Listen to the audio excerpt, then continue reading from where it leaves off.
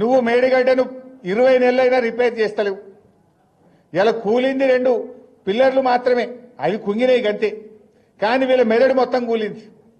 నేనేం చెప్పినా, మేడిగడ్డ లేకపోయినా గోదావరి నదిలో నీళ్లు నడుస్తున్నాయి. కన్నెపల్లి పంప్ హౌస్ లో మోటార్లు ఒత్తుతే మా నిజాంపేట మండలంలో చెరువులు నింపొచ్చు, మా చేగుంటలో చెరువులు నింపొచ్చు, మా రామాయణపేటకు నీళ్లు తీసుకుపోవచ్చు. గా మోటార్లు వస్తావా అని మనం మాట్లాడినాం. మాట్లాడితే ఆయన అంటాడు, హరీష్ రావు అన్ని అబద్ధాలే చెప్తుండు అన్నాడు. ఏది అబద్ధం ఉత్తమ్ కుమార్ రెడ్డి? ఏమనంటే ఒక స్టాండర్డ్ డైలాగ్స్, విషయం లేదు వాళ్ళ దగ్గర, నిజం మాట్లాడే ధైర్యం లేదు, విషయం పరిజ్ఞానం లేదు. కానీ ఓ స్టాండర్డ్ డైలాగ్ అన్ని అబద్ధాలే. నేను అడుగుతున్న ఉత్తమ్ కుమార్ రెడ్డి, ఏది అబద్ధాలు?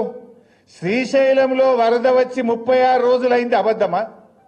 నువ్వు కల్వకుర్తి మోటార్లు ఆన్ చేయలేదు అని నేను చెప్పిన, ఈ విషయం అబద్ధమా? పోయిన సంవత్సరం తెలంగాణకు వాడుకోవాల్సిన నీళ్లు 65 టీఎంసీల నీళ్లను ఆంధ్రాకు చంద్రబాబు నాయుడుకి అప్పజెప్పి తెలంగాణలో పంటలు ఎండబెట్టింది, అబద్ధమా? ఇవాళ ఆంధ్రప్రదేశ్ ప్రభుత్వం అదే శ్రీశైలం నుంచి పోతిరెడ్డిపాడు గేట్లు ఎత్తి వాళ్ళేమో నీళ్లు తీసుకుపోతారు, నువ్వేమో కల్వకుర్తి మోటార్లు ఎత్తి తెలంగాణకు నీళ్లు ఇయ్యలేదని అనే మాట నేను చెప్పినా, ఇది అబద్ధమా? ఇవాళ కన్నెపల్లిలో దాదాపు 1,00,000 క్యూసెక్కుల నీళ్లు గోదావరిలో ప్రవహిస్తున్నాయని చెప్పిన, ఈ విషయం అబద్ధమా? ఏది అబద్ధం? పాలన చేతగాక, మోటార్లొత్తి నీళ్లు చేతగాక ఇవాళ అబద్ధము అనే ఒక పిచ్చి మాటలు మాట్లాడుతూ ఉన్నారు.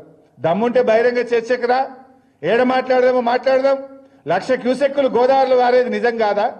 పోతిరెడ్డిపాడు గేట్లెత్తి ఆంధ్రోడు నీళ్లు తీసుకుపోయేది నిజం కాదా? ఇవాళ నువ్వు కల్వకుర్తి మోటార్లు ఎత్తక మా నాగర్ కర్నూలు జిల్లాను నువ్వు ఆగం చేస్తున్నది నిజం కాదా? ఆంధ్ర వాళ్ళు కృష్ణానదిలో అధికంగా నీళ్లు తీసుకుపోతుంటే గుడ్లప్పగించుకొని చూసి తెలంగాణకు అన్యాయం చేసింది నిజం కాదా? ఇట్లా చెప్పుకుంటూ పోతే చాలా విషయాలు ఉన్నాయి.